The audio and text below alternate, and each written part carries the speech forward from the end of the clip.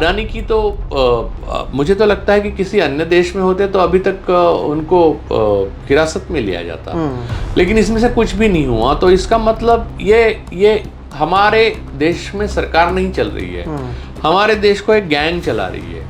देखिए, जितने सांसद निलंबित हुए थे संसद से पिछली बार यानी इलेक्शन से पहले, और राहुल गांधी की सदस्यता भी खो चुके थे, वो महुआ मोइत्रा को बाहर कर दिया था। वो इसलिए नहीं कि वो सरकार का विरोध कर रहे थे, वो इसलिए क्योंकि उन्होंने अडानी का नाम लिया। अडानी इस देश को जब तक अपने कब्जे में रखेंगे तब तक ये देश सफोकेट होके इसकी अर्थव्यवस्था मरती रहेगी। मैं ये नहीं कहूँगा कि आईएएस बहुत ईमानदार थे, क्योंकि उससे पहले जो सेबी के चीफ थे यूके सिन्हा, वो भी तो एग्जीक्यूटिव चेयरमैन है एनडीटीवी के, अडानी के। तो सारी नदियां जाकर अडानी के समुंदर में मिली हुई है। आज की तारीख में दूसरी सरकार होती तो माधवी बुच को रिजाइन करना पड़ता। सही बात है। मैं कोई कम्युनिस्ट बात नहीं कर रहा हूँ और लोगों को ऐसा लगता होगा, मैं वो कैपिटलिज्म की बात कर रहा हूँ, लेकिन this is not fair capitalism. ये एक माफियाई सोच है और उसको मैं खारिज करना चाहता हूँ इस देश की धरती से। और नेहरू के साथ इतना गुस्सा क्यों है मोदी जी? क्योंकि अडानी को जो भी चीजें पीएसयूज दिए हैं वो ज्यादातर नेहरू ने तैयार किए थे लोगों के लिए। 42,000 लोग जिनको निकाला अंबानी ने नौकरी से, उन्होंने उफ तक नहीं किया, क्योंकि वो कभी मोदी भक्त हुआ होंगे, तब वो उन्होंने बोला होगा मोदी होंगे तो कुछ सोच के करेंगे, किए होंगे, तो सोच के ही किया उन्होंने। लोग जाएं कहाँ, करे क्या? तो जय श्री राम करो और रोज अपने आप के दुश्मन को मुसलमान को समझो। मुसलमान कुछ कर ही नहीं रहा है भाई, ये कौन कर रहा है? देखो ना, ये सारे शाकाहारी लोग हैं जो कर रहे हैं।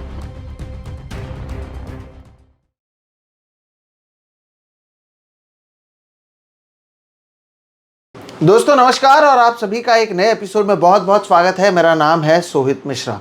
पिछले कुछ दिनों में दोस्तों आपने देखा होगा कि हिंडनबर्ग के एक और रिपोर्ट सामने आई, जिसमें उन्होंने एक बार फिर से सेबी का जिक्र किया।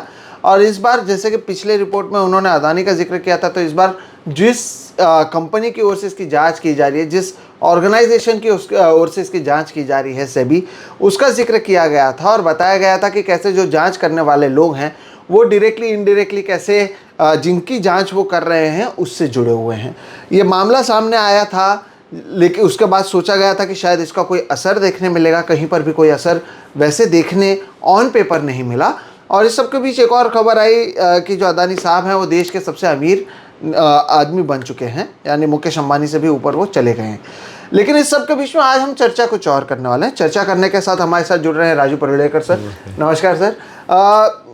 अडानी जो है सबसे अमीर तो बन चुके हैं, क्या वो सबसे ताकतवर भी हैं सर इस देश की? अगर बात करें, एक तरफ है प्रधानमंत्री मोदी, दूसरी तरफ राष्ट्रपति होते हैं, आर्मी होती है, बड़े नेता होते हैं, अंबानी होते हैं। लेकिन क्या आप मानते हैं कि एक के बाद एक मामले सामने आ रहे हैं और कुछ नहीं होता है, तो केवल अमीर नहीं सबसे ताकतवर भी बन चुके हैं अडानी? किस तरह से इस पूरे मामले को देखते हैं, हिंडनबर्ग की रिपोर्ट को देखते हैं, और साथ ही साथ जो सामने आया माधवी बुच वाला मामला, उसे आप किस तरह से देखते हैं? देखिए, माधवी बुच का मामला सामने आने के बाद कुछ नहीं हो पाया अभी तक, उसके ऊपर कोई एक्शन नहीं ली गई। एक्चुअली क्विड प्रो क्वो का मामला है और भी उसमें संलग्न मामले बहुत है, उस पर हम लोग चर्चा करेंगे। लेकिन बात यह है कि अडानी पावरफुल तो है, क्योंकि देखिए, जितने सांसद निलंबित हुए थे संसद से पिछली बार यानी इलेक्शन से पहले, और राहुल गांधी की सदस्यता भी खो चुके थे, वो महुआ मोइत्रा को बाहर कर दिया था। वो इसलिए नहीं कि वो सरकार का विरोध कर रहे थे, वो इसलिए क्योंकि उन्होंने अडानी का नाम लिया।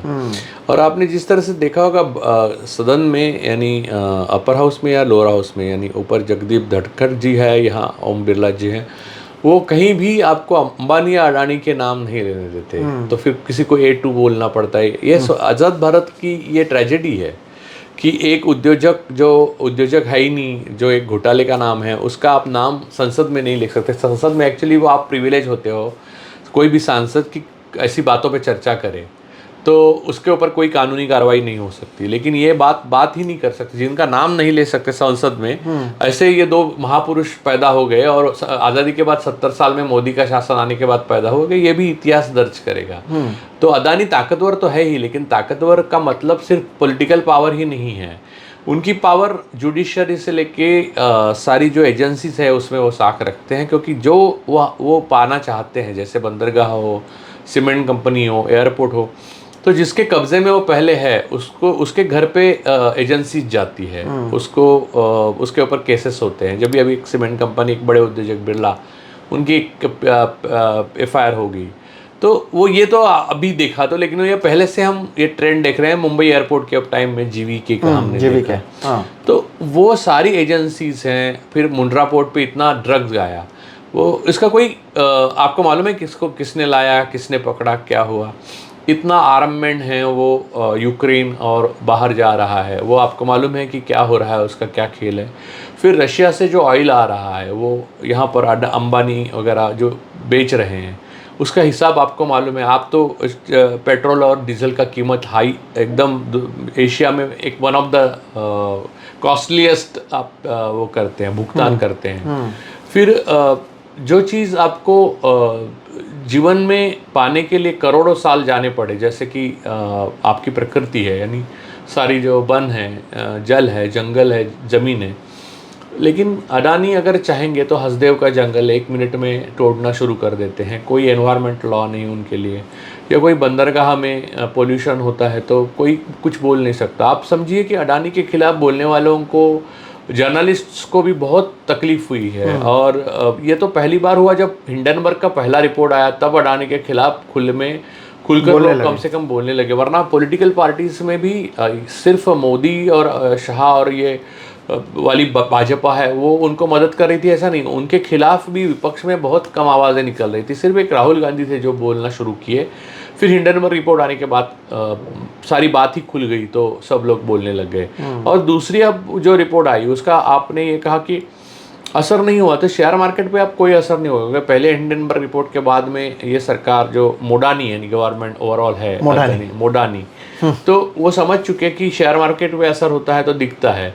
तो उन्होंने क्या किया कि एक गाड़ी है, मैंने कई बार उदाहरण दिया है, गाड़ी है तो उसका स्पीडोमीटर 120 पे ही रखना है और आपको इतिहास में ले जाना है, यानी दोनों साइड से आपके जो चित्र है वो पीछे करने हैं और उसका एक्सीलेटर से पूरा डायरेक्शन ही तोड़ देना है। तो आपको स्पीडोमीटर दिखता रहेगा, लेकिन वो गाड़ी चल नहीं रही है आपकी, यानी इकोनॉमी नहीं चल रही है। क्योंकि भारत एक 3-4 इकोनॉमी में एक था, इकोनॉमिस्ट के मैगजीन के हिसाब से अब जो 45 देशों में, 42 देशों में हमारा 35वां नंबर है।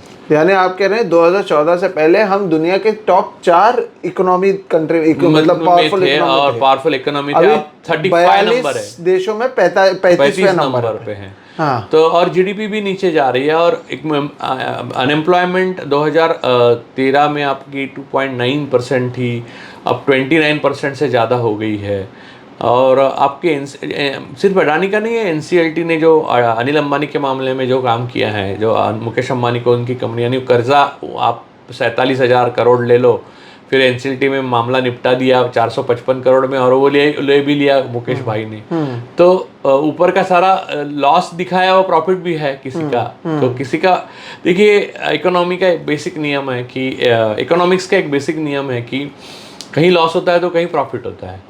तो ये बात सारी इकोनॉमी की बैंड बजी हुई है, इसकी वजह ही ये लोग हैं। लेकिन अब ये है कि सरकार अगर एक जो जुडिशल अथॉरिटीज़ है, क्वासी जुडिशल अथॉरिटीज़ है, सरकार है, इंस्टीट्यूशंस है, वही अगर कॉम्प्लिसिट है और वही अगर मिली हुई हैं तो फिर हम कुछ नहीं कर सकते नागरिक। और हसदेव के जंगल टूटते रहेंगे, बंदरगाह पे अडानी कब्जा करते रहेंगे, पोर्ट में ड्रग्स आते रहेंगे, हथियार बेचे जाते रहेंगे, लोगों की जाने जाती है तो जाती रहेगी, लेकिन कुछ नहीं होगा इनका।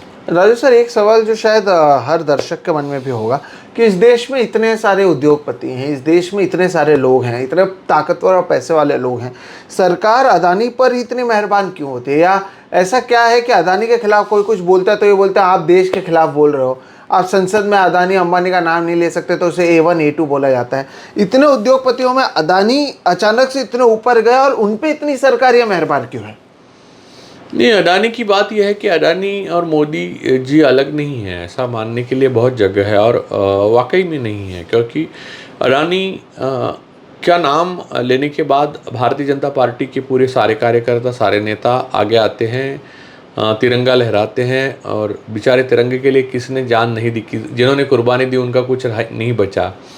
भगत सिंह के जो वारिस होंगे या फैमिली होगी उनको क्या मिला? कुछ नहीं। और ये जो आरएसएस वाले हैं जिन्होंने आज़ादी की लड़ाई में कुछ नहीं किया, वो लोग आगे आते हैं और आपको ज्ञान देने लगते हैं कि देशभक्ति का कुछ आपको समझ है कि नहीं। अडानी को बोल रहे हो, तो अडानी एक्चुअली एक उद्योगपति का नाम नहीं है और हिंदुस्तानी उद्योगपति का नाम नहीं है। अडानी एक ओलिगार्क का नाम है। अडानी एक बहुत बड़े साजिश का नाम है और आपको इतना हल्के में उस चीज़ को नहीं लेना चाहिए। हालांकि मुझे ऐसा लगता है कि विपक्ष भी उसको मुद्दे को कभी कभी उठाता है और कभी कभी छोड़ देता है। उसको परस्यू करना चाहिए और परस्यू नहीं हो रहा है, ऐसा मुझे लगता है। क्योंकि राहुल गांधी ने भी कई बार इसको मुद्दे को उठाया, लेकिन कंसिस्टेंटली उठाना चाहिए। अब जातिगत जनगणना का मुद्दा है तो इलेक्ट्रल बॉन्ड का मुद्दा पीछे हट गया। फिर जब इलेक्शन के जो ईवीएम का मुद्दा था बड़ा, ईवीएम का मुद्दा है, वो तो है अभी भी। मुद्दा कोई हटा नहीं है, लोगों के नज़रों से हटा है। और दूसरा मुद्दा ये था कि ये जो अपना प्रशांत किशोर और जो इलेक्शन का जो इन्होंने भविष्य बताया था, जो 400 सीट आएगी और शेयर मार्केट चढ़ाया था, फिर उतर गया। वो शेयर मार्केट का घोटाला सबसे बड़ा घोटाला हुआ, उसके ऊपर राहुल जी ने प्रेस कॉन्फ्रेंस की, लेकिन वो मुद्दा नज़रों से दूर हो गया, ओझल हो गया। वो वैसा नहीं होना चाहिए। अडानी तो देखिए, अडानी इस देश को जब तक अपने कब्जे में रखेंगे तब तक ये देश सफोकेट होके इसकी अर्थव्यवस्था मरती रहेगी।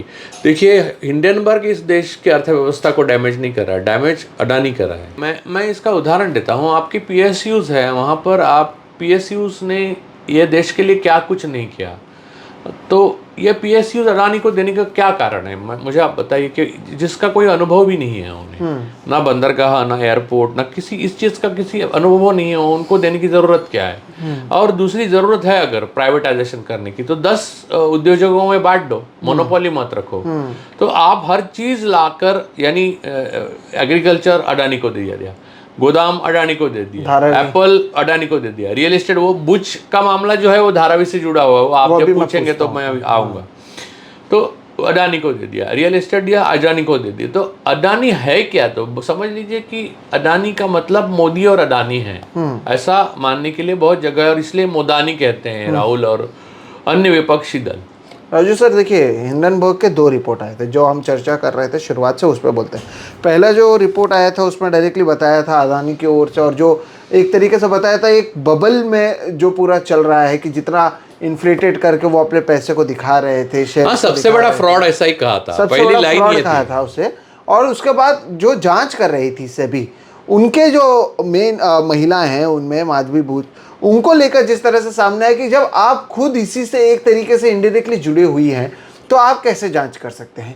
उसका कम से कम ये लगा था कि कोई कार्रवाई होगी या वो अपने इस पद से निकल जाएंगे। आमतौर पर होता भी यही है कि अगर कोर्ट में भी कोई मामला चालू होता है और कोई जज जो सुनवाई कर रहा है, अगर वो डायरेक्टली इनडायरेक्टली किसी भी तरह से इससे जुड़ा होता है कोई भी तरीके से, तो वो अपने आप को अलग कर लेते हैं।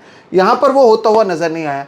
फिर हुआ केवल ये कि इनका जो ट्विटर अकाउंट था उसको इन्होंने प्रोटेक्ट कर लिया, सारे ट्वीट्स को। हमें लगा ठीक है ये रिपोर्ट आया, अगले दिन शायद उनको हटने के लिए कहा जाएगा, वो हुआ नहीं। अब तो प्रधानमंत्री भी उनके साथ में मंच साझा कर रहे हैं, यानी और जियो सेंटर में कर रहे हैं, जियो सेंटर में कर रहे हैं, यानी सारी चीजें एक जगह पे। अंबानी की जगह है, अब वो शर्म भी नहीं बची, और वो बात भी नहीं है कि हम थोड़ा पर्दे के पीछे जाकर ये सब कर रहे हैं। अब कोई हया नहीं है, आप ओपनली कर रहे हैं। और इसमें क्विड प्रो का मामला क्या है आप समझिए, लोग समझ नहीं रहे हैं कि क्या मामला है इसमें। देशभक्ति का कोई लेना देना नहीं, देशभक्त अगर कोई है तो हम हैं जो बात कर रहे हैं। इसमें यह है कि देखिए, माधवी बुच जो सेबी की प्रमुख है, चेयरपर्सन है, उनको एक्चुअली लैटरल एंट्री से वहाँ बनाया गया। इतिहास में देश के सेबी के बनने के बाद सारे जो यूपीएससी से IAS जो आए थे उन्हीं को बनाया गया। इसका मतलब मैं ये नहीं कहूँगा कि IAS बहुत ईमानदार थे, क्योंकि उससे पहले जो सेबी के चीफ थे UK सिन्हा, वो भी तो एग्जीक्यूटिव चेयरमैन है NDTV के, अडानी के। तो सारी नदियाँ जाकर अडानी के समुंदर में मिली हुई है। तो ये माधवी बुच जी की प्रॉब्लम ये थी कि हिंडनबर्ग रिपोर्ट के बाद जो सेबी को इसमें मनी साइफनिंग और जो मनी लॉन्ड्रिंग या फिर अन्य चीज़ें, जो शेल कंपनीज़ की जो सारी बातें थी, डिटेल्स में उसकी तहकीकात करनी थी। लेकिन ये हुआ कि एक ब्लैकस्टोन नाम की इंटरनेशनल फंडिंग कंपनी है, बहुत बड़ी कंपनी है, उनकी एक रियल इस्टेट कंपनी है। तो वो रियल एस्टेट कंपनी और ब्लैकस्टोन दोनों अडानी को फंड्स करती है। और माधवी बुच जी के हस्बैंड जो है धवल बुच, वो उनके कंसल्टेंट हैं वो कंपनी के। तो ये डायरेक्ट कनेक्ट होता है। और यहाँ तक कि लोगों ने ये भी लिखा है उसमें कि माधवी बुच खुद भी उनकी वो रही है कि उनसे व्यवहार रहा है। अच्छा। हाँ, तो ये सारी बातें होने के बाद कम से कम उनको नॉट बिफोर मी तो करना चाहिए कि अडानी का मामला मेरे सामने मत रखिए। तो एक दूसरा, उनकी अपॉइंटमेंट लैटरल हुई है और अमित शाह जी और मोदी जी ने मिलके की है, दो सदस्यों ने की है। तो अब ये लगता है कि जब कोई ऐसे कॉन्स्टिट्यूशनल बॉडी की अपॉइंटमेंट करते हैं, आप कोई किसी को अपॉइंट करते हैं, तो आप उसकी पूरी छानबीन करते हैं।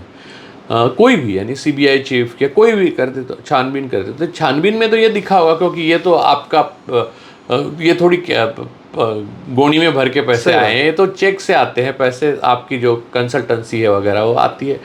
तो वो अगर आई तो छानबीन में दिखा तो इनका अपॉइंटमेंट करना नहीं चाहिए। तो इनको ये दिखने के बाद भी अपॉइंट किया, इसका मतलब ये है कि इन्हीं को अपॉइंट करना था उनको, यानी इनको कॉम्प्लिसिट होना ही था, यही इनका काम था। दूसरा, अडानी का केस उन्हें ना लेना चाहिए, नहीं लेना चाहिए था, हमारा मानना भोलापन है। वो एक्चुअली केस उन्हीं को लेना है, इसलिए उनको वहाँ लाया गया। हाँ। और तीसरी बात ये है कि ये जो सारी चीज़ें हैं वो उनको पहले लोगों के सामने डिक्लेयर करनी चाहिए थी पब्लिक डोमेन में। सेबी का जो ट्विटर अकाउंट जो क्लोज कर दिया, ऐसा करने का कोई प्रावधान नहीं है, क्योंकि देखिए कॉन्स्टिट्यूशनली सेबी का जो अकाउंट है लोगों का अकाउंट है। यहाँ पर छोटे निवेशक हो, बड़े निवेशक हो, पैसे लगाते हैं, तो सेबी को अपना अकाउंट प्राइवेट करने का कोई हक नहीं है, किसी को ब्लॉक करने का। तो ये करना ही अपने आप में गैर संवैधानिक है। फिर माधवी बुच का होना, वहाँ पर बहुत बड़ा करप्शन माना जाना चाहिए। और तीसरा, अडानी की तो मुझे तो लगता है कि किसी अन्य देश में होते तो अभी तक उनको हिरासत में लिया जाता, लेकिन इसमें से कुछ भी नहीं हुआ। तो इसका मतलब ये हमारे देश में सरकार नहीं चल रही है, हमारे देश को एक गैंग चला रही है। और हमारा देश एक संवैधानिक सरकार की तरह नहीं, लेकिन एक माफिया की तरह चलाया जा रहा है। और इसका अब हमारे पास कोई उत्तर नहीं है। अगर आप मुझे सवाल पूछेंगे तो इसका क्या करना चाहिए, तो मैं पहले ही बता देता हूँ, मेरे पास कोई उत्तर नहीं है। मैं अगर विपक्ष होता तो मेरे पास उत्तर था, मैं विपक्ष नहीं हूँ तो मेरे पास कोई उत्तर नहीं। क्योंकि विपक्ष में भी देखिए कि शरद पवार साहब भी अडानी के कायल है। वो उन्होंने अपने आत्मकथा में, वो तो पहले की बात है, तब तो अडानी के ऊपर हिंडनबर्ग रिपोर्ट भी नहीं आई थी, लेकिन बाद में भी शरद पवार साहब ने कोई उनसे दूरी नहीं रखी, उनको मिलते रहे हैं, उनसे डोनेशन लेते रहे हैं। और जब भी अडानी को बुरा समय आया तब खुद उनके खरीदे हुए, यानी जो जर्नलिस्ट लोगों के लिए एक भयंकर चीज़ हुई, एनडीटीवी को अडानी ने खरीद लिया।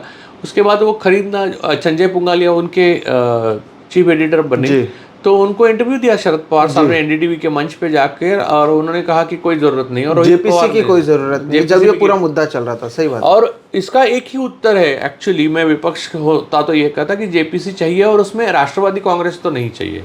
शरद पवार साहब का उसमें सम्मिलित होने का मतलब ये होता है कि अडानी के लिए एमनेस्टी चाहेंगे वो, क्योंकि उनका अभी तक का बर्ताव देखते हुए ऐसा लगता है कि अडानी के साथ दूरी बनाने की उन्होंने कोई उनको वो नहीं है, रुचि नहीं है।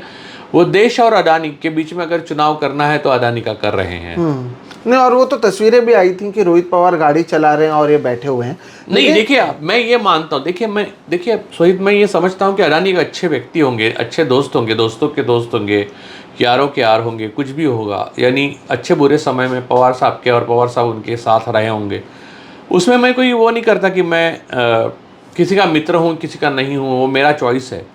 लेकिन मैं एक सार्वजनिक पद पर जब बैठा हूँ और जिम्मेदारी है मेरी कि मैं जो कहूँगा उससे देश की दिशा और दशा बदलेगी, तब मेरी जिम्मेदारी ये बन जाती है कि मेरे दोस्त वही होने चाहिए जो देश का भला ठीक कर रहे हैं। सही बात है। देश के साथ करप्शन कर रहे हैं तो वो मेरे दोस्त होने के बावजूद भी मैं पब्लिक डोमेन में वो सब नहीं कर सकता। हाँ। और उनके साथ व्यवहार नहीं कर सकता जो पवार साहब कर रहे हैं। और वो मोदी और शाह तो खुलेआम सरकारी उनके पूरे इसमें बांध दिए है, उन्होंने गैरेज में ही रखी है उनकी। जैसे गैरेज में गाड़ी रखते हैं वैसे सरकारी अडानी के गैरेज में है वो करता है, उसको रिपेयर बोलते हैं, वो करता है उसको पेंटिंग बोलते हैं, वो कहे तो त्योहार है, वो कहे तो मातम।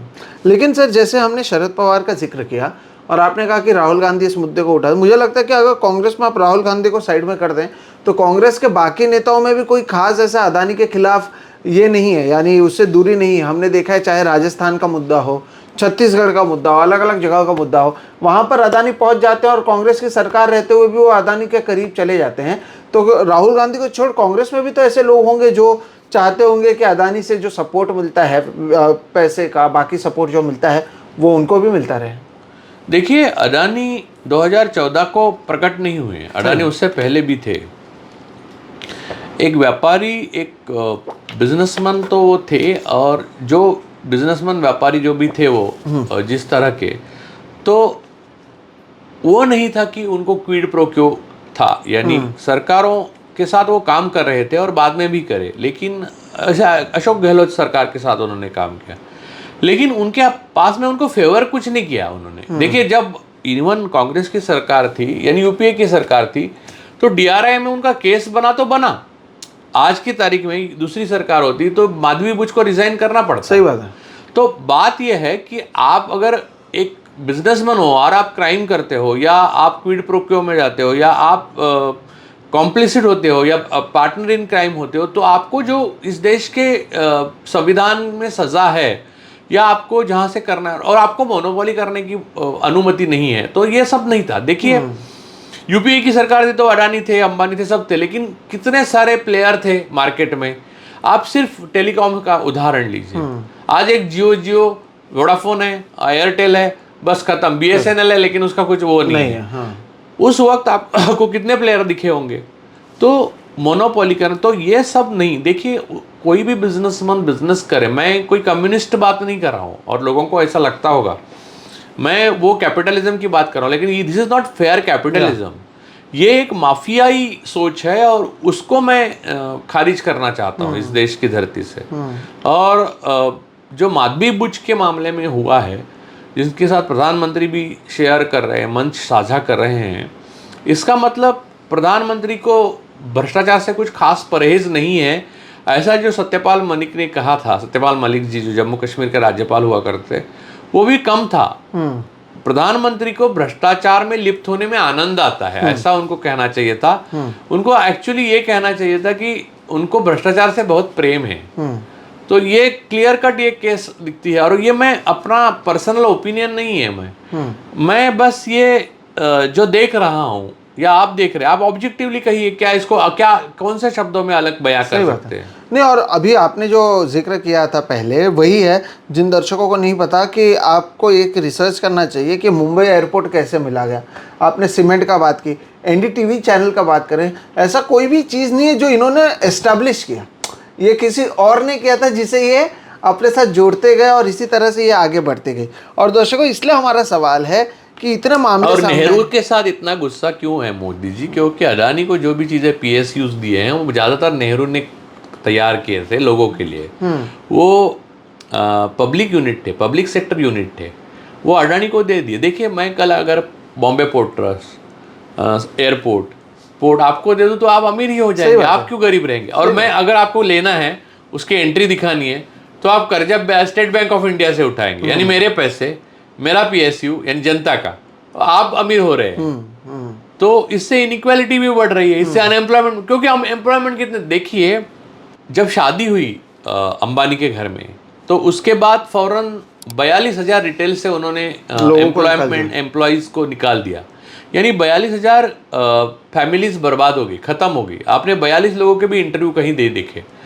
तो इसके ऊपर क्या बात करना हमारा कोई धर्म नहीं है? क्या ये प्रॉब्लम नहीं है? या देश गरीब नहीं हो रहा है? यानी आम आदमी गरीब हो रहा है, मध्यम वर्ग गरीब हो रहा है, उच्च मध्यम वर्ग गरीब हो रहा है, सिर्फ 4 लोग अमीर हो रहे हैं जो गुजराती है। और गुजरात भी कोई अमीर नहीं हुआ है, गुजरात तो बाढ़ और इलेक्ट्रिसिटी जाने से परेशान है।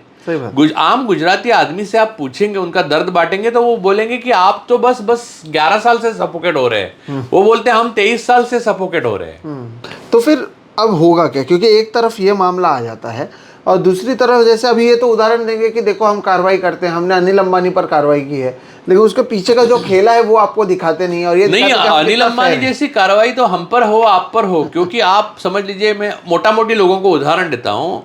आप 47,000 का कर्जा आप पे बनता है, तो आप NCLT नाम की जो संस्था है, जो आर्बिट्रेशन टाइप से, यानी मैं आर्बिट्रेशन आपको समझने के लिए आसान करता हूँ, वहाँ जाते हो, कहते हो कि ये मैं नहीं दे सकता, ये सब ऐसा है, तो इसका वैल्यूएशन करिए, तो वो वापस वैल्यूएशन आपके कर्जे की जो प्रॉपर्टी है उसका 455 करोड़ करते हैं। 47,000 करोड़ का। हाँ, वो उसका 455 करोड़ करते हैं, और 455 करोड़ की वो प्रॉपर्टी आपके भाई साहब ले जाते हैं, खरीदते हैं।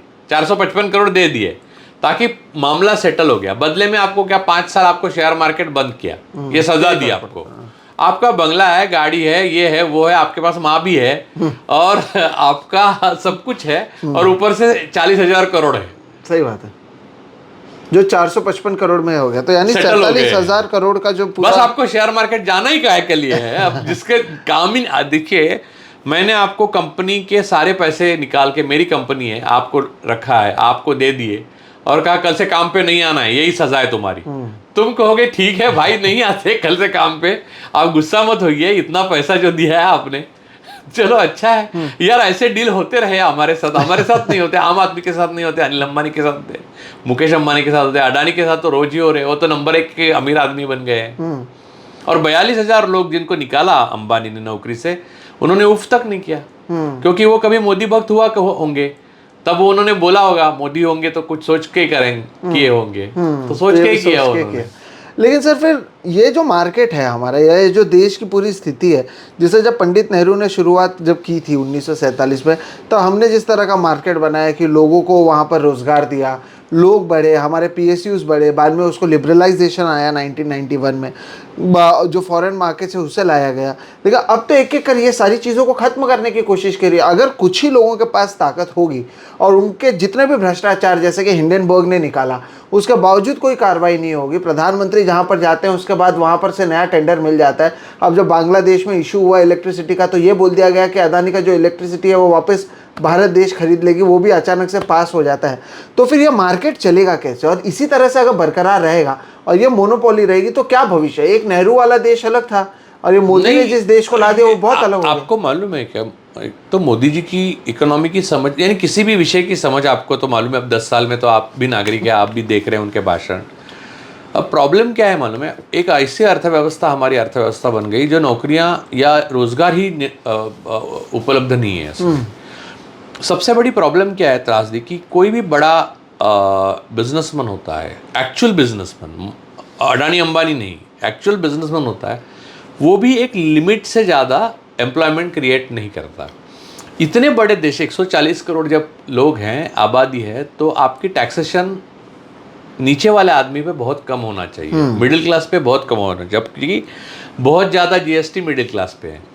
तो ये लेवल पे होना चाहिए। और सबसे ज़्यादा एम्प्लॉयमेंट क्रिएट कौन करता है? मीडियम साइज और स्मॉल साइज इंडस्ट्रीज जो है, वो वहीं के वहीं उद्योग रोजगार देते हैं। हाँ। वो सारे बंद हो गए क्योंकि GST की मार ऐसी है। और इतना GST का सोच इस तरह से मैं समझ नहीं पा रहा हूँ कि ऐसे कोई कैसे सोच सकता है कि रामदेव को GST फ्री, अडानी को एयरपोर्ट GST फ्री मिलता है, लेकिन IIM और IIT जैसे संस्थानों पे GST लगता है। तो और आपकी जो यानी आप जो मेडिकल सुविधा जो है, आज जैसे कि अनिल अंबानी जी की कोकिलाबेन अस्पताल है मुंबई में, एडमिट होने जाएंगे तो आपको खड़ा करेंगे, पैसे नहीं होंगे तो आप तो मेडिक्लेम लेते हो, तो मेडिक्लेम पे 18% GST लगाया। यानी ये अर्थशास्त्र जो है इनका, मोदी, शाह, निर्मला जी, सीतारमण जी, इनका अर्थशास्त्र है वो इस भारत की मध्यम वर्ग, निम्न मध्यम वर्ग, गरीब और किसान और बाकी जो उद्योजक है छोटे वाले, उनके खिलाफ उन्होंने जंग छेड़ी है। एक तरफा टैक्स के माध्यम से, दूसरी तरफ इन्फ्लेशन, तीसरी तरफ मोनोपोली, चौथी तरफ PSU खत्म। तो लोग जाएं कहाँ, करे क्या? तो जय श्री राम करो और रोज अपने आप के दुश्मन को मुसलमान को समझो। मुसलमान कुछ कर ही नहीं रहा है भाई। ये कौन कर रहा है? देखो ना, ये सारे शाकाहारी लोग हैं जो कर रहे हैं। लेकिन फिर क्या लोग इसे समझ रहे हैं? क्योंकि जब आप आर्ग्यू करने लगो, बोले अरे देखो इकोनॉमी कितना अच्छा है, आपको देखना है तो शेयर मार्केट देखो कितना तो ऊपर ये जा रहा है। 42,000 जो जिन लोगों को निकाला रिलायंस से, वो भी यही कह रहे थे। हाँ देखिए आप तक, देखिए मैं और एक बात बताता हूँ, अंबानी के चैनल से भी लोगों को निकाला गया, मुंबई से भी मुंबई से भी हाँ। निकाला जर्नलिस्ट को। हमारे कैमरा पर्सन्स गए वो बहुत सारे। वो हाँ। वो निकालने से उनको वो लेटर आया ना मेल पे, उससे 2 दिन पहले तक यही कह रहे थे कितनी अच्छी इकोनॉमी है। पर्दे पे आके भी कुछ लोग कह रहे थे, जो मैंने देखा कि एंकर्स है, वो कह रहे थे कि इकोनॉमी अच्छी है, मोदी ने किया तो कुछ अच्छा ही किया होगा। जब नौकरी गई तब अब उनके पास बोलने के लिए कोई साधन नहीं, उनकी कोई सुनने वाला ही नहीं है। अंबानी ने निकाल दिया, बोले तो किसको बोले। देश के सबसे ताकतवर 2 लोग हैं, उनमें से 4 लोग हैं, उसमें से एक आदमी ने निकाला, तो जाएंगे कहाँ? सही बात है। सब। और उनको लग रहा था कॉम्प्रोमाइज है कोर्ट, इलेक्शन कमीशन कॉम्प्रोमाइज्ड है, सेबी कॉम्प्रोमाइज है, सारी चीजें कर दी गई, क्या फर्क पड़ता है। मैं यहाँ ईटीवी अपने अंबानी के चैनल में आके रोज बोल के मुझे तनख्वाह दबा के मिल रही है, क्या टेंशन है। जिस दिन नौकरी गई उस दिन क्या। तो कॉम्प्रोमाइज्ड है तो आप किसके पास जाएंगे जस्टिस मांगने के लिए? न्याय कहाँ मिलेगा आपको? यूनियन नहीं है, कौन न्याय देगा? तो बात यह है कि ये सारी नीतियां लोक विरोधी है। तो आप समझे कि ये सारे एनिमी ऑफ द पीपल है। तो फिर वही सवाल है, जैसे कि मैं जानता हूँ न्यूज़ 18 के कैमरा पर्सन ऐसे रिपोर्टर्स जिनको निकाला गया, अब उनको एक तो मार्केट में नौकरी कोई मिल नहीं रही है, दूसरी तरफ आप कहते हैं कि इकोनॉमी बहुत अच्छा है। इकोनॉमी जैसे कि आपने कहा अच्छी है, तो फिर अंबानी को निकालने की जरूरत क्यों? अंबानी को निकालना पड़ रहा है, यानी छोटे, देखिए जो हजारों करोड़ में शादी जब हम बोल रहे थे कि छोटे small scale industries, medium scale industries, small और मीडियम स्केल इंडस्ट्रीज, ये बैंड बच चुका है और रोजगार खत्म हो चुके हैं उनमें, क्योंकि इनकी अर्थनीति गलत है और ये सब मोडानी की तरफ जा रहा है। तो लोगों ने विश्वास नहीं रखा, लेकिन खुद अंबानी अफोर्ड नहीं कर रहा है 42,000 लोगों को, नए लोगों को। और आप समझिए 57,000 लोगों को निकाला गया गए 1 महीने में, अलग अलग इंडस्ट्रीज से, बड़ी इंडस्ट्रीज से, जिनकी वो उद्योगों में मोनोपोली है। 57,000, इससे ज्यादा निकाले जाएंगे ले ऑफ में। क्योंकि देखिए इकोनॉमी है ना, वो दादागिरी पे नहीं चलती। इकोनॉमी का एक नियम है, एक जगह लॉस करोगे दूसरी जगह प्रॉफिट होता है। आप बिना मेहनत के पैसे नहीं कमा सकते। सही बात। पैसे इस जरूरी नहीं अडानी मेहनत करे, कोई मेहनत कर रहा है, पैसे अडानी को मिल रहे हैं। तो बात यह है कि जो वित्त व्यवस्था किसी और की मेहनत पे खड़ी है, उसके पैसे किसी और को नाजायज तरीके से मिल रहे हैं, और इसके ऊपर आप अगर ज्यादा दिन भरोसा रखोगे तो रास्ते पे आओगे। लेकिन फिर होना तो सर यही चाहिए था ना कि जांच होती, जब ये पहली रिपोर्ट आई थी, रिपोर्ट में पता चलता क्या सही है क्या गलत है और कार्रवाई होती। लेकिन जिनकी जांच करने के बाद कोर्ट में जो समिति अपॉइंट की, उसमें से जजेस को फिर बाद में यानी उसमें से जो लोग थे उनको जज बनाया गया। ऐसे कई चीजें हैं कि जो देखिए अडानी के साथ दूर से या नजदीक से रिश्ता रहने वाले लोग ही हर सर्कल में आते हैं। आप देखिए जो इन्वेस्टिगेशन टीम बनाई जाती है, कोर्ट भी जो अपॉइंट करती हैं, कोर्ट भी जो आदेश देती है, अरुण मिश्रा जी ने जो आदेश दिए हैं, जितने ये सारा इतिहास जब खुलेगा, इतिहास में ये देखिए, ये कोई वर्तमान हमेशा वर्तमान नहीं रहता, एक दिन इसका भी इतिहास हो जाएगा। तब आप पढ़ेंगे तो ये सब black period of Indian history माना जाएगा। ये एक काला अध्याय है इस देश के इतिहास का। तो सर मैं जो सवाल था वो यही था कि कोर्ट्स को लेकर हम सवाल उठाते रहे हैं, इकोनॉमी को लेकर हमने सवाल उठाया, चुनाव आयोग को लेकर, चुनाव लेकर उठाया, हमने सेबी को लेकर उठाया, सेबी को लेकर अब ये सवाल आए, तो आदमी करे क्या? क्योंकि अगर ये पूरा मामला, आपको लगता है जेपीसी अगर होती या होगी अगर ये मामले में, तो कोई फायदा होगा? क्योंकि पहले जब गए तब कोर्ट्स ने कहा कि जेपीसी की जरूरत क्या है? नहीं, जेपीसी की सबसे बड़ी जरूरत, कोर्ट के अंडर ये सारी चीजें नहीं आती।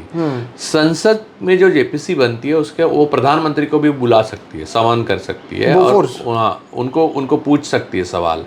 तो जेपीसी से बड़ी कोई बॉडी ही नहीं है, और कोर्ट को ये कहने का कोई हक नहीं कि जेपीसी चाहिए नहीं, क्योंकि संसद है वो सर्वोपरि है, क्योंकि लोक सर्वोपरि है, ना कि संसद।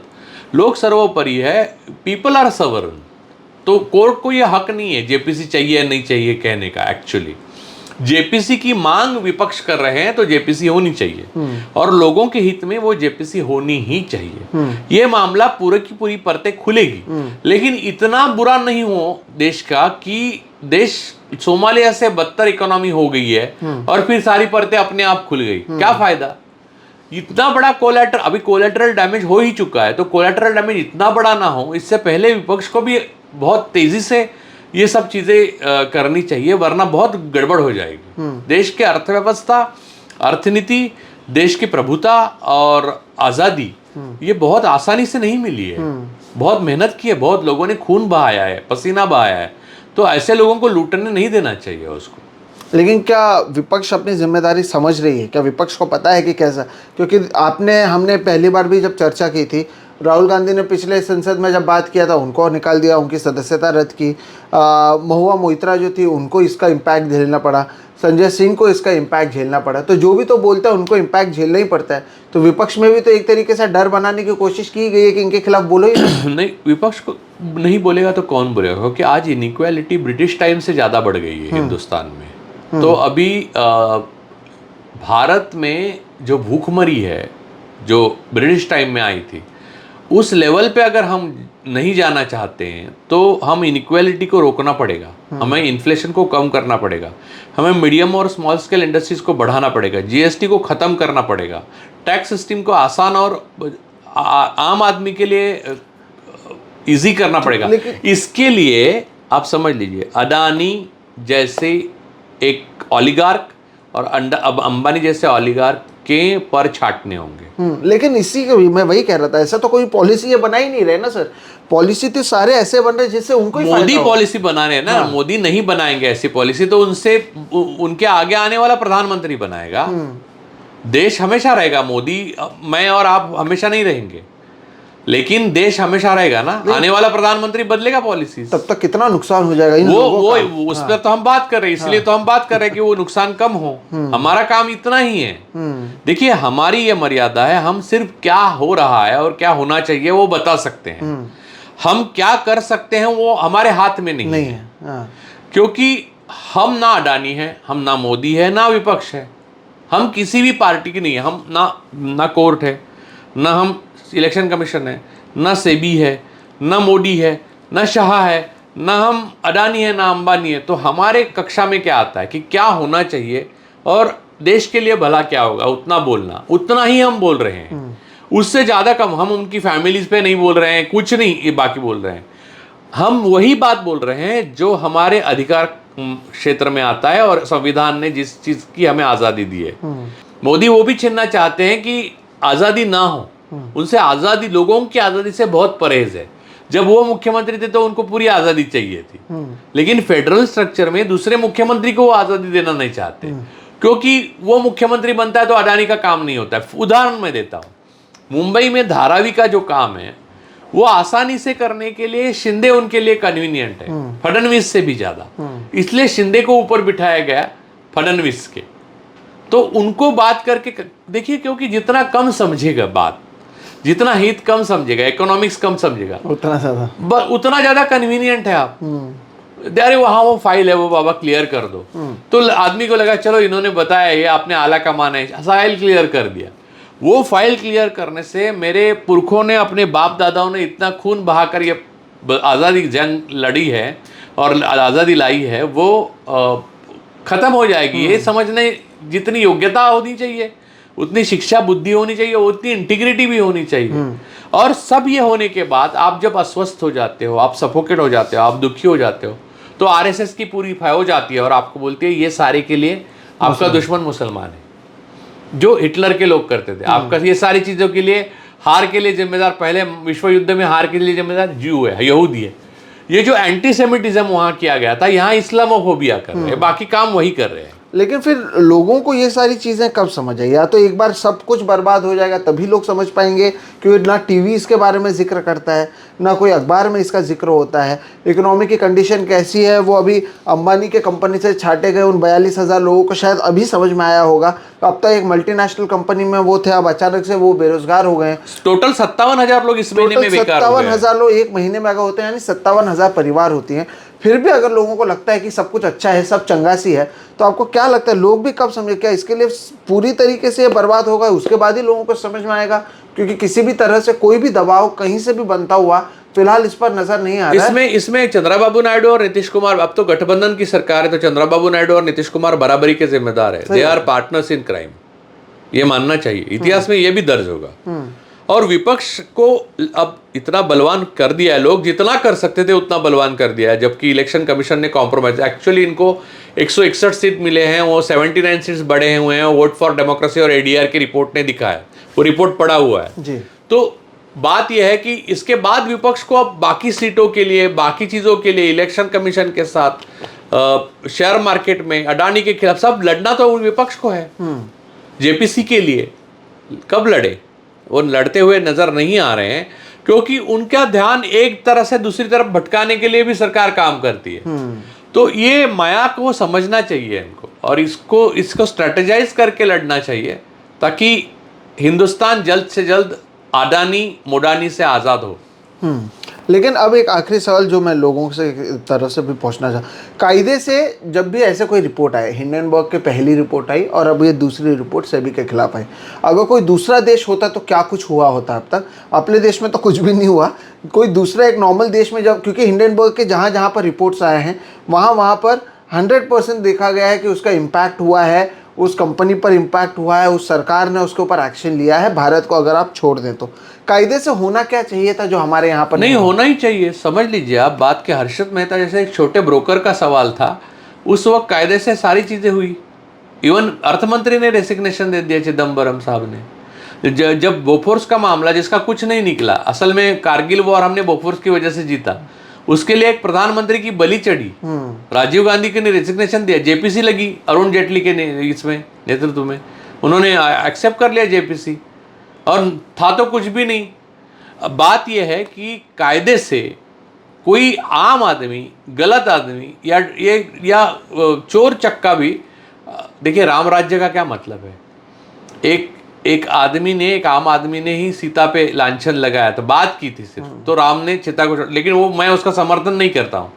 उसका मॉरल ऑफ द स्टोरी क्या लेता हूँ कि आरोप लगाने वाला कौन है ये मत देखिए। आरोप क्या है? आप राजा होने के बाद, सीजर वाइफ है आप, तो आपको एकदम साफ दामन रखना है। तो यहां पर तो साफ नहीं है, वो दिख रहा है, फिर भी आप जाकर मंच साझा कर रहे हो। तो मुझे लगता है कि ये क्रिमिनल सिंडिकेट जैसा चलाना चाहते देश को। अब जब देश जब तक वो खींच सकता है खींच लेगा, जिस दिन बर्बाद होना है बर्बाद होगा, क्या करेंगे? लेकिन जब होगा तब तो इनके साथ सारे PSUs जुड़े हुए हैं।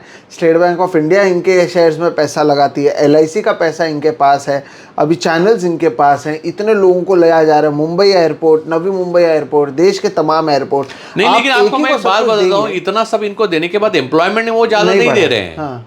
वो कितना हजार के ऊपर, कुछ हजार लोगों से ज़्यादा लोगों को एम्प्लॉयमेंट नहीं दे रहे, करोड़ों लोगों को एम्प्लॉयमेंट की जरूरत है। 29% अनएम्प्लॉयमेंट है, जो कि 2.9 था परसेंट 2011-12 में।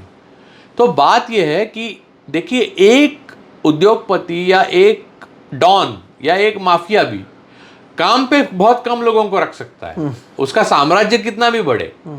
छोटे छोटे उद्योग जो हैं, छोटे छोटे व्यवसाय जो है, वो ज्यादा लोगों को आप भर देते हो। तो ये करने के लिए आपकी संपन्नता आखिरी गांव तक पहुंचनी चाहिए, वो नहीं हो रहा है। और टैक्सेशन बहुत बुरी तरह से मार रही है, और ऊपर से आप भ्रष्टाचारी हो। आपकी टॉप यानी tree dies from the top, ये आज की तारीख में सच हो रहा है। तो tree dies from the top, देश ऊपर से ही पूरी तरह से मर रहा है। बिल्कुल। तो अगर अगली बार कोई आपसे सवाल पूछे कि आपके देश में कौन सबसे ताकतवर है दर्शकों, तो आपको जवाब ना ही प्रधानमंत्री देना है, ना ही राष्ट्रपति देना है, ना ही कोई सेना का अधिकारी देना है। ताकतवर वो है जिसके खिलाफ तमाम तरीके के आरोप सामने आने के बावजूद कम से कम एक JPC भी अगर हो जाती, जहाँ पर एक पार्लियामेंट्री कमेटी जो है इस पूरे मामले की जाँच करती, वो नहीं होता है। उसके बाद जिसे जांच करने दिया जाता है उस पर कई आरोप लगते हैं, फिर भी कुछ नहीं होता है। प्रधानमंत्री मंच साझा करते हैं, एक दूसरे जो है उनको 5 साल के लिए सेबी से रोक दिया जाता है, और हज़ारों करोड़ का नुकसान आपको और हमें होता है। तो आप और हम टैक्स भरते रहेंगे और फ़ायदा किसी और का होता होगा। राजू सर ने आज सभी चीज़ों को बहुत अच्छे से तरीके से समझाया। राजू सर, लेकिन अगर ये ऐसे ही चलता रहा तब तो बहुत अधर में हैं हम, कम से कम अब तो लोगों को ये समझना चाहिए। हम समझना उम्मीद चाहिए, करते 1 साल और मैं देता हूँ ज़्यादा से ज़्यादा, 1 से 1.5 साल में ये सारी चीज़ें भारत को रसातल में पहुँचाने के लिए काफ़ी है। 1 से 1.5 साल काफ़ी है रसातल में पहुंचाने में। वैसे 10 साल में काफ़ी हम पहले ही रसातल में और पहुंच कितना चुके नीचे हैं। गिरोगे करके इतने नीचे गए कि बस। बिल्कुल, जब लोएस्ट है तो लोएस्ट कितना भी हो सकता है, तो आप तय करें कि लोएस्ट कितना होगा। दर्शकों, इसके जरिए हमने आपको वो सारी बातों पर बात करने की कोशिश की जो राजू सर ने भी सही से कहा कि विपक्ष एक मुद्दे को उठाता है फिर कुछ समय में छोड़ देता है। कोई भी मुद्दा हो, चाहे चुनाव आयोग का मुद्दा हो, चाहे ये वाला सेबी वाला मुद्दा हो, या फिर गोदी मीडिया ने जिस तरह से चुनाव के नतीजों से पहले एक शेयर मार्केट में फ्रॉड किया था, फाइनेंशियल फ्रॉड किया था, वो मुद्दा हो, कोई भी मुद्दा सोल्यूशन तक नहीं पहुंचता है। और ऐसे में होता क्या है कि जो भी लोग इसके लिए जिम्मेदार होते हैं वो अपने आराम से आसानी से अपने जीवन को जी रहे हैं। तो यही तो ताकत है कि आप जो चाहे वो कर लें और आपके ऊपर कोई कार्रवाई नहीं हो। शायद अगर हर्षद मेहता आज के समय में ये सारी चीज़ें करते तो उनको कुछ नहीं करना वो पड़ता, गुजराती कार्टेल का एक हिस्सा बन जाते वो हिस्सा बन जाते। विजय माल्या को भी शायद पहले पता होता कि ऐसा हो सकता है, तब उनको भी भागना नहीं पड़ता। बहरहाल ये चीज़ें हो रही हैं हमारे देश में और कोई शायद इसकी सूद लेने वाला नहीं है। ऐसे में हमने कोशिश की है कि कम से कम जो जगे हुए लोग हैं या जो 47,000 लोग जो निकले हैं रिलायंस से, अगर वही हमारे इस इंटरव्यू को देख लें तो अब भी उनको समझ में आएगा कि ये बात करने वाले कुछ लोग मौजूद हैं जो लगातार से ये मुद्दे को उठाते रहे हैं। आप जागे या नहीं वो भी सोचिएगा, क्योंकि अगर ये 47,000 लोगों को रिलायंस जैसे कंपनी निकाल सकती है तो बाकी कोई कंपनी भी आपको निकाल सकती है, जिससे ये समझ में आ सकता है कि हमारी इकोनॉमी की हालत कैसी है, हमारे जो पॉलिसी मेकर हैं वो किस तरह से इन सभी कॉरपोरेट नेताओं से मिले हुए हैं, इन कॉरपोरेट जगत से मिले हुए हैं। कॉरपोरेट के लोग इस देश को चला रहे हैं, नेता नहीं, संविधान नहीं, कोर्ट नहीं। यही सारी चीज़ें हमने आज बताने की कोशिश की। तो जो कर रहा है चोरी उसके ऊपर कोई कार्रवाई नहीं होती है, आपके जीएसटी को ज़रूर बढ़ा दिया जाएगा। राजू सर बहुत बहुत शुक्रिया, आप मिले, आपने बातचीत की और लोगों को समझाने की कोशिश की। अभी लोवेस्ट दोस्तों कितना भी लोवेस्ट हो सकता है, अब कितने नीचे गिरना है या इसका भविष्य क्या है वो विपक्ष को भी तय करना है, आपको भी तय करना है। इसलिए हम इस तरह के वीडियोस करते हैं जिसके ज़रिए हम आपको बता सकें कि सच्चाई क्या है और इसके ऊपर कोई भी किस तरह से ध्यान जो देने की ज़रूरत है वो किसी की तरफ से भी नहीं दिया जा रहा है।